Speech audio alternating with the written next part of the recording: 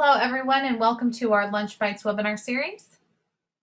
I'm going to wait just a moment to make sure everyone's computers have time to load the screen, and then we'll get started.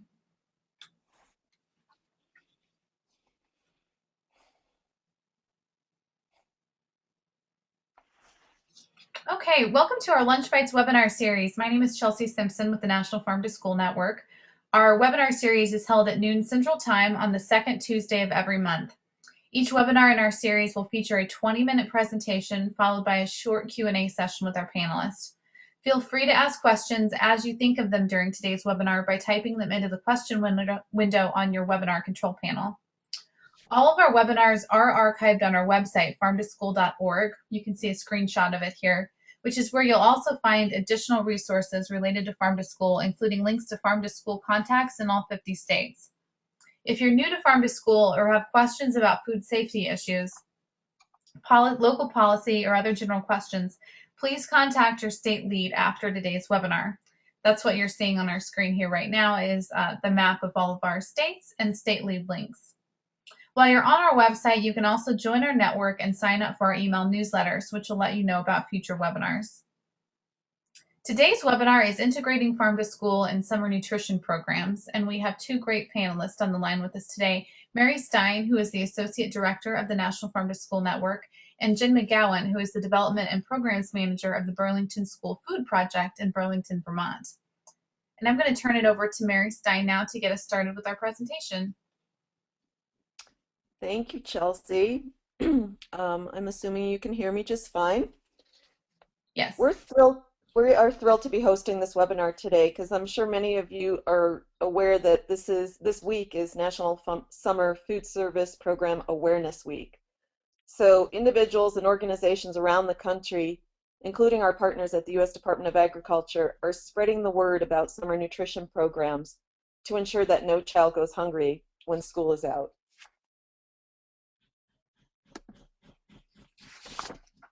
Last year, summer feeding programs at sites across the country provided 161 million meals, feeding approximately 3.5 million children on a typical summer day. However, even though this sounds like a lot of children, it represents only 1 in 7 of all the low-income children who take part in school meals during the school year.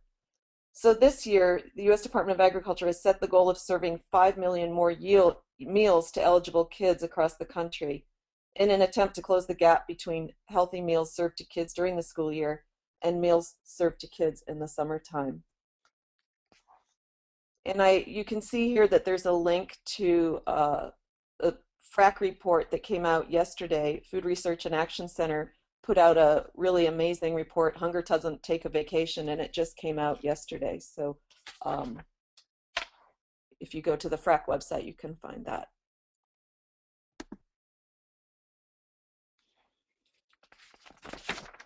So the federal summer nutrition programs include both the Summer Food Service Program, or SFSP, and the National School Lunch Program Seamless Summer Option. So these are two different ways that communities can engage in the summer feeding option. Both programs provide funding to serve meals and snacks to children at sites where at least 50% of the children in the geographic area are eligible for free and reduced price school meals, or at least 50% of children in the program are individually determined to be eligible for free or reduced price school meals, or at sites that primarily serve migrant children. Once a site is determined to be eligible, all the children at that site eat for free. Although there is also the situation where summer camps can participate and are reimbursed only for meals served to children who qualify for free and reduced price school meals. So only schools are eligible to take part in the National School Lunch Seamless Summer Program. But in many cases, these schools then provide the meals and snacks for many summer feeding sites in the community. I'm hoping I can get this slide advanced. Okay, good. So summer feeding programs are a win-win for kids and communities. As we all know, hunger doesn't take a summer vacation, and this critical program, summer nutrition programs, help communities across the country ensure that children have access to healthy food even when school's not in session. Hunger interferes with children's mental alertness and cognitive and physical development. And summer nutrition programs address that and allow kids access to nutritious, healthy food seamlessly throughout the year. Another advantage of summer nutrition programs is that it helps low-income families stretch their food dollars during the summer months. And summer nutrition programs also help communities by providing year-round employment to food and nutrition services staff who provide food to children throughout the school year. So as you know, today we're here to talk about mainly how farm to school can be integrated into summer feeding programs and really strengthen and amplify the effect of a good, healthy summer feeding program. So farm to school and summer nutrition are a natural fit.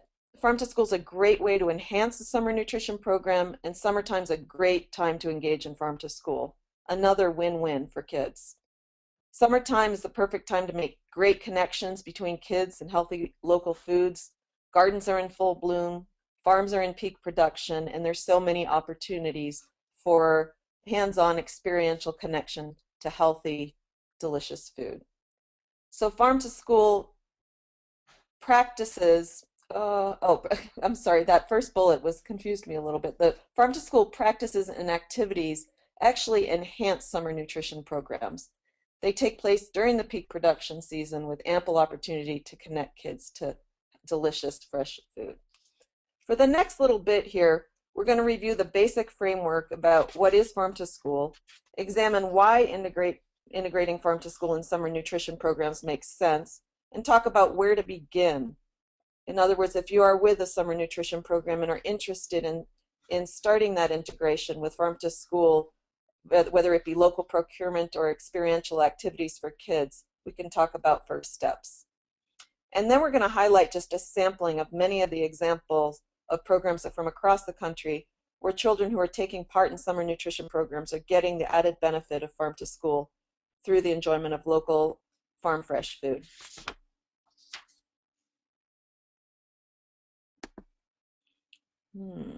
There we go. So I went one too far. Chelsea, I seem a little bit out of control with my slide advancing. If you could assist me back to the farm to school puzzle. Thank you. So let me start by defining what I'm talking about when we talk about farm to school, which is an approach, not a predefined program. It's a set of practices which make the whole.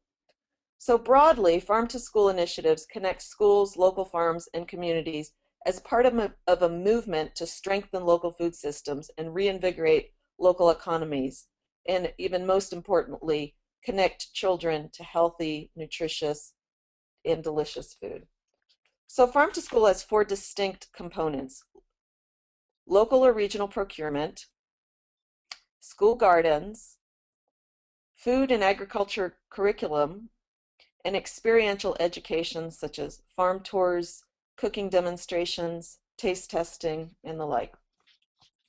The farm to school approach encompasses a holistic approach made up of each of these puzzle pieces. Each piece taken individually is important, but together they work to make connections for children to healthy food, connections that can impact healthy eating habits for a lifetime.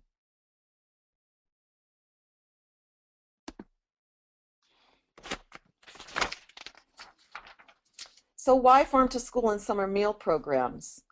Farm to school can really serve to help meet the nutrition guidelines for meals and snacks served in summer nutrition programs. It provides the opportunity to offer healthy, appealing, delicious options that are sourced from local farms. The summertime is more flexible. We all know that there's less structure in the summertime. It's a great opportunity to try new things with kids, try new items, integrate taste tests, integrate all sorts of experiential opportunities for kids. And the final thing is that it's the peak of the growing season. When we hear often that purchasing locally can be more expensive, but not if you're doing it during the peak of the growing season. That is when the local products are most cost efficient.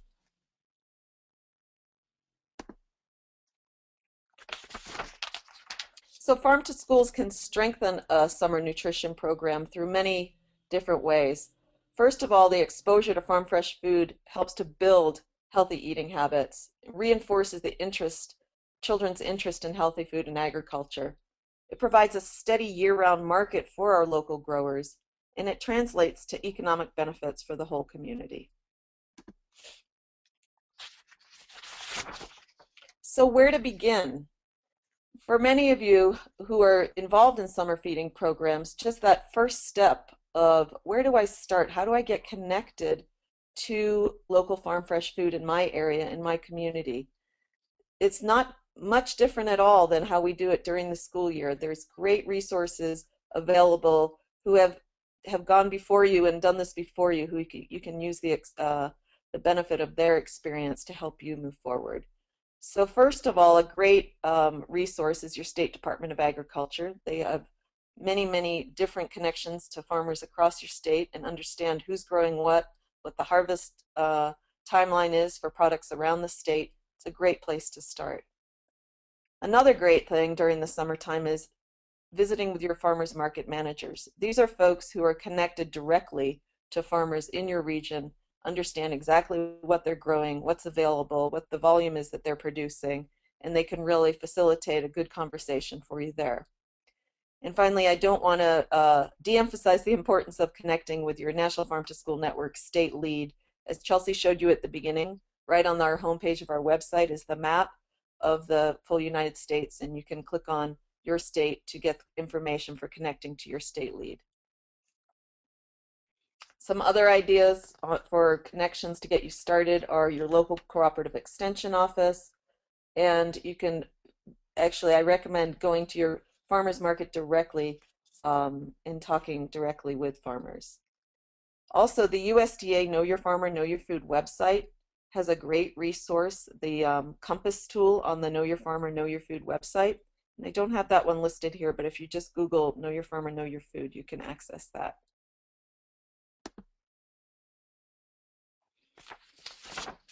So one of the pearls of wisdom that anybody who is engaged in farm to school can share is that when you're getting started, start small and grow from there. If you haven't offered or conducted farm to school within your summer feeding program before, start by just offering one or two local items, and you can certainly grow more and more from there. But creating signage and marketing your materials at your summer feeding program site is really important as well. This helps to highlight all of the delicious options, promotes the local farms that you're engaged with, and it also really recognizes the extra effort you're going to supporting your kids with healthy farm fresh food. Label the items, label the local items. There's actually a great label example created by the California Farm to School group. I don't have it demonstrated here, but if you Google them, you can see an example of a great label that was created to highlight local items. Staff trainings and taste testings, those are really important so that there's a culture created within the summer feeding program that encourages the children to try new items, and that staff are supported if their training needs in preparing new farm fresh items.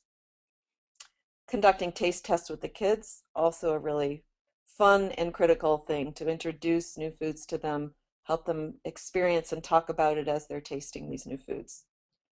And organizing field trips to local farms or farmers market. This is the essence of summertime. The farms are in full production. There's so much going on. It's a wonderful experience for children to connect to the farms. And then also a recommendation to connect with your school or community garden coordinators. There are folks within every community across the country who are engaged in either school or community gardens, and they are great resources to help you with some experiential education opportunities for the kids within your summer feeding program. At this point, I want to share with you a couple of successes that are happening across the country. And I think I have 2 or 3 examples here, and then I'm going to hand it over to Jen from Burlington, who's going to talk about the great successes they're having in Vermont. The first one I wanted to share with you here is the Ventura Unified School District in Ventura, California. They're serving 70,000 meals each summer. They're retaining 25 staff in summer employment through their summer nutrition program, and they're having great success in connecting kids to healthy, locally sourced food coming from California farms. So Sandy Kerwood is the nutrition director there in Ventura, and I have the link to the Summer Meal Coalition of California has done some excellent webinars about this program and about farm to school in general in California, and the link to those additional webinars are here, and you can access those at any time.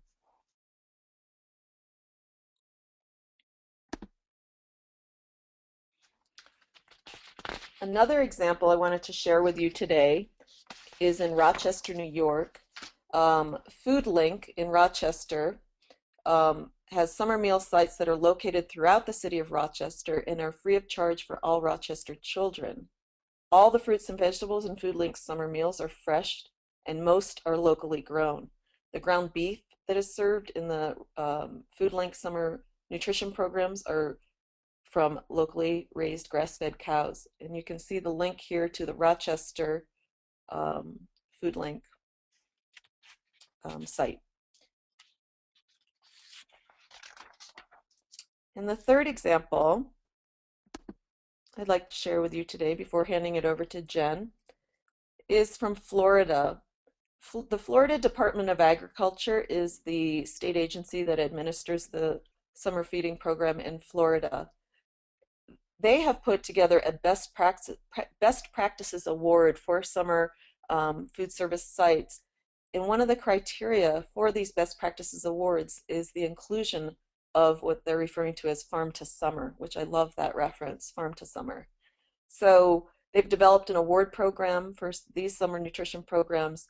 And as I said, some of the criteria, there's many different criteria for this award program, but including farm to summer initiatives and outstanding healthy meals. And you can learn more about the Florida program at this website listed here. So at this point, I'd like to pass it over to Jen McGowan. Jen is the Development and Programs Manager at the Burlington School Food Project, and she is going to share with you some of the great happenings going on in Burlington.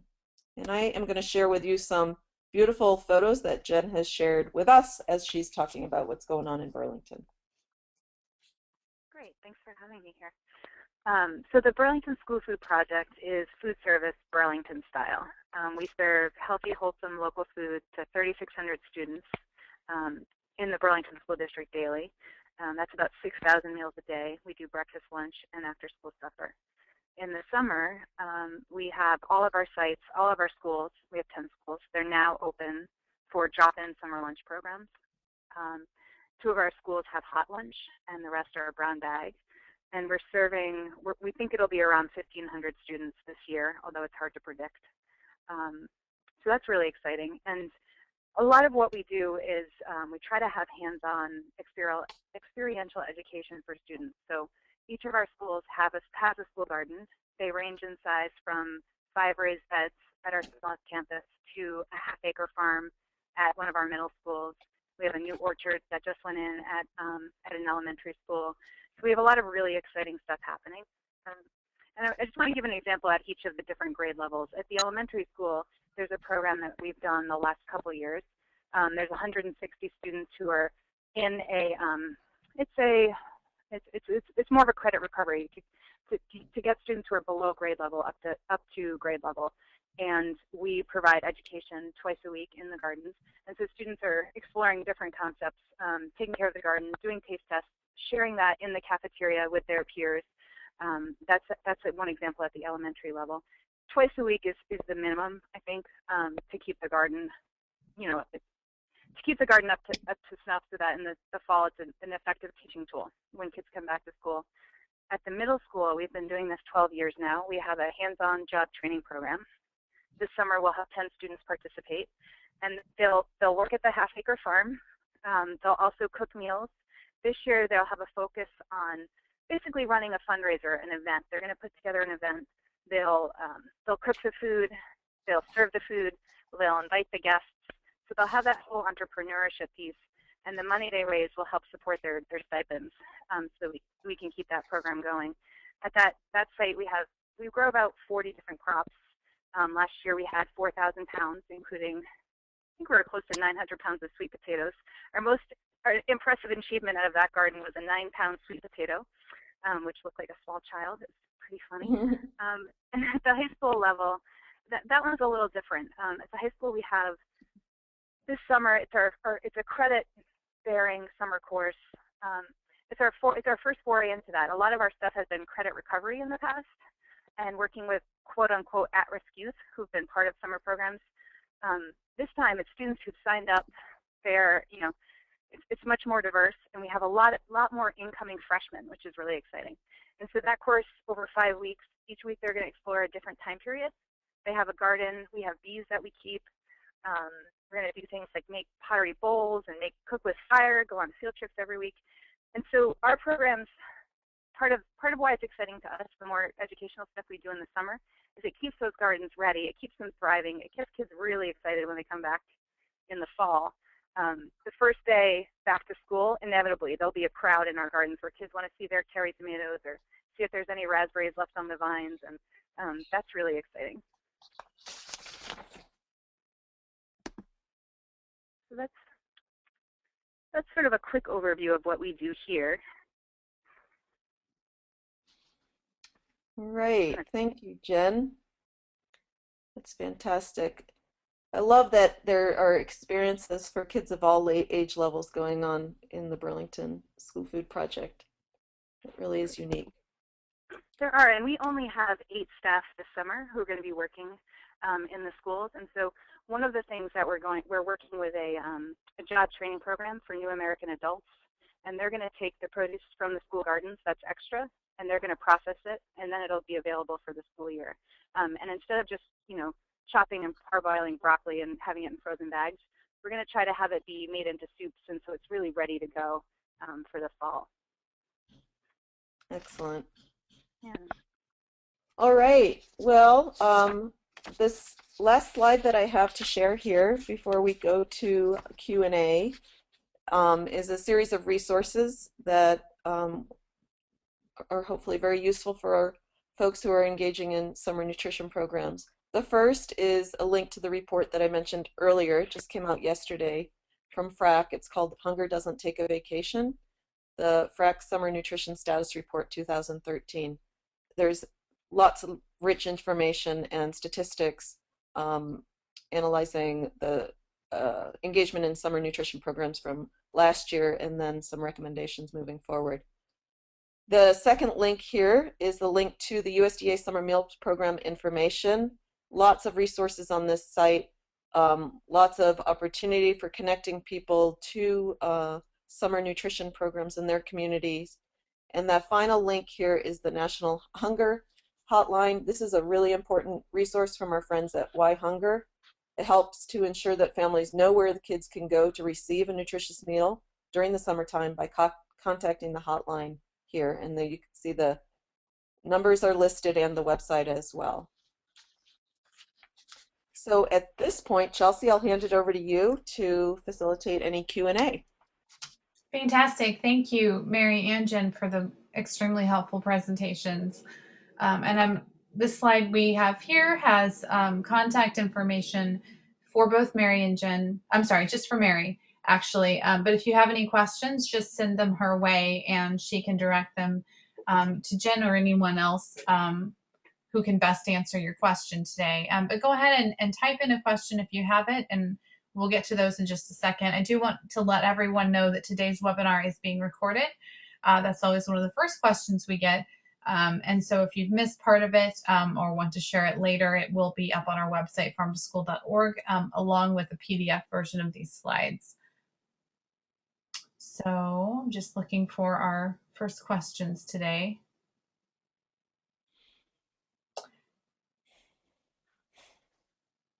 One question is about,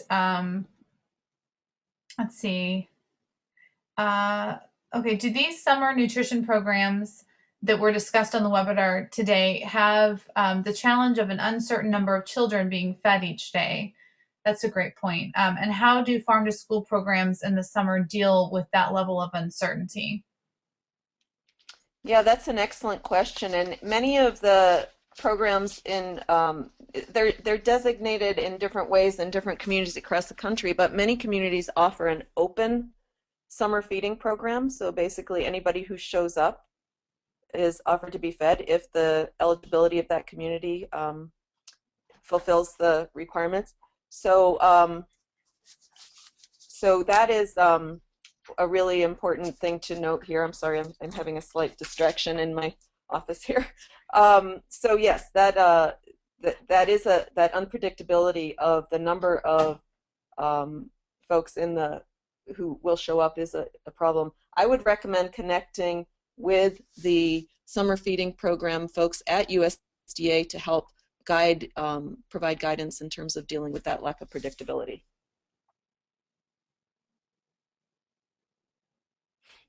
And is that something, Mary or Jen, is that, I mean, I assume that that lack of predictability is something that programs deal with, whether they're doing farm to school or not. I'm wondering if the farm to school element adds, an extra challenge in that regard because you're buying local and you're having to contract buy or, is that an extra challenge or just part, is it? Well, yeah, my sense, Chelsea, is that you would have very similar challenges in either case because you're trying to do the food planning for a unpredictable number in either way. So, Yeah. but I don't want to I don't have a whole lot of information on that, so I do recommend connecting with some of the folks at USDA to receive some guidance on that. I think that's a great point. Jen, I'm wondering if you can offer any suggestions. We have a attendee who's wondering about, how to bring your school nutrition staff on board, or probably other community members, depending on the situation in the program. Um, how do you convince people that farm to school is really going to be advantageous for these programs? Yeah, so we've been doing this since 2002, so it's been a slow process. And when we started, certainly it wasn't received in the same way that it is now. Um, some of the things that we've done trainings with our back to school training. We visited farms. We've had chefs come in. I think having the trainings off site instead of being in the cafeteria. We had American Flatbread, the owner and chef there, come in and talk to people. Just how that's a local company. I think it's distributed pretty far now. I don't know where folks are calling in from, but just the way people view food and think about food. Our staff are really dedicated. They're doing this because they want to, make sure kids have access to food. So yeah, I would say it's just been a slow process of getting folks on board. And I think Vermont is a little different than some places in the country. I know I'm from Rhode Island originally, and it's sort of rebuilding this farm movement. And in Vermont, it never really left in some ways. I think there's a lot of, we are unique. I just want to own that Vermont is a special place in that way.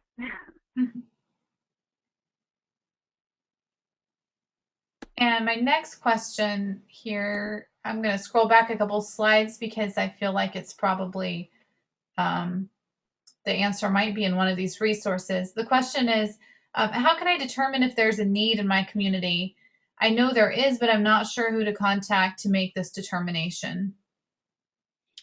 So another great question. I say probably a good place to start here would be by looking at the participation rates for the free and reduced meals during the school year. That's a really interesting comparison that's embodied in the Hunger Doesn't Take a Vacation report, is that their determination of how well the summer food service programs are serving communities are based on what percentage of the kids that take part in free and reduced meals during the school year are taking part in summer meals programs. And they've actually done a ranking of states across the country looking specifically at those numbers.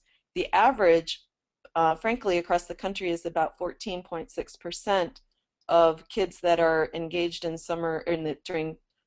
in free and reduced meals during the school year are served by summer feeding programs. So you can see there's a whole lot of kids that are in need of free and reduced meals during the school year who are not being served in the summer.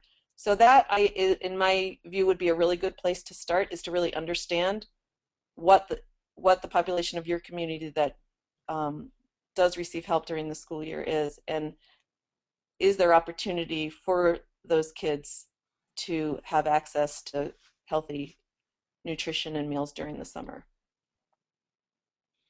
In most in most states across the country, it's the State Department of Education that the summer food service funds are run through, the federal summer food service funds. In a couple of states, it's the state departments of agriculture. So basically, wherever your school nutrition program, federal programs are run through at the state level, that would be a good contact point to begin with to understand what the population of free and reduced children are in your state, in your community. And speaking of resources, I just want to also mention, before we get too far away from the last question about bringing other stakeholders on board when you're talking about farm to school, the National Farm to School Network has several resources related to starting a farm to school program that I think would apply to summer feeding or farm to school in general. I feel like probably the issues of convincing and building consensus are probably very similar. So we have a getting started resources and some getting started tips on our website. We also have a fact sheet that outlines the benefits of farm to school. So anyone who's interested in that, I encourage you to visit our website, or if you have any trouble finding it at all, just send Mary an email and we'll get you connected with those resources. I also have another comment from an attendee about another previous question regarding how you can predict what your attendance will be at the program. This person says you would be surprised about the predictability. I would say at the startup, it can be less predictable. However, at the open sites I've been associated with, they've been very stable over the past 20 years. So that's really interesting feedback. And the same person actually has another comment. In his experience, he says, I know the focus is often local procurement for summer programs. However, there's a huge opportunity to utilize the school gardens as well, since they tend to go unused in the summer. You just need to tap into them as a resource, which goes back to Mary's great slide earlier about the puzzle pieces and all the components of farm to school. School gardens are absolutely part of them, and I think that's a great point. We have a new question here. Do you have to work at the school to start a program? I work for the local 4-H. Is there a role for the 4-H or other non-school organizations to get involved? That's another excellent question, a really important one. So no, summer food service programs are not all run through schools. In fact, summer camps run summer food service programs, YMCA's, Boys and Girls Clubs, many different community organizations are the feeding sites that where kids go to receive their summer nutrition program meals. So absolutely talk to the folks at your state agency who facilitate the funding of these summer food service programs. And you can talk with them about becoming a sponsor for a summer feeding site. And Mary, I have a follow-up question to that. For this school, for this year, for this summer, is there still time for someone to start a feeding program, or should they, if they're brand new to this, are they looking at getting involved next summer? Yeah, Chelsea, I think that's another question that should go to our friends at the U.S. Department of Agriculture. I don't Mhm. know the timeline and the deadlines for signing up as a summer feeding site. So I would recommend that whoever asked that question check in with the link related, the USDA link. And I do know from their website that regardless, there are lots of ways to get involved. I know they had a call for volunteers. If you have not run one of these programs before, I know a lot of communities need people to do all kinds of things at the site. So regardless, I know it's not too late to be involved, definitely in some capacity. Um, and here's another good question that I suspect that, there's more in-depth information again with the USDA, but the question is, what are summer feeding program nutrition regulations like? Are they as strict as the National School Lunch Program regulations? And how much funding do schools get for summer feeding programs from the national level? Great question. So as far as the reimbursement that the government provides, there are standard reimbursement rates. Um, they vary depending on if it's a self-preparation rural site or a vended urban site. But in general, it's about $1.94 to $1.98 for breakfast. Lunch or supper is about $3.41 to $3.47, and then a reimbursable snack of about 80 cents. So those are the reimbursement rates. You can find, there's a great FAQ document on the USDA Summer Food Service Program website that has lots of information and lots of details about the program in general and these specific type questions. And Chelsea, help me with the first part of the question again. Regarding so the second part was reimbursements, but the first part was nutrition. How strict and how do the rules compare with the regular school year? Right. And that is one that I might have to defer to some of my friends at USDA. I know that there are nutrition standards. And to be honest with you, I am not up to speed on whether or not they are under they have had to improve their nutrition standards due to the Hunger Healthy Free Kids Act at this point in time. So I might defer if anybody in the audience has any information on that, what the nutrition standards are for the summer meals programs and where that information can be found. I'm assuming under the USDA summerfood.usda.gov there will be resources regarding that.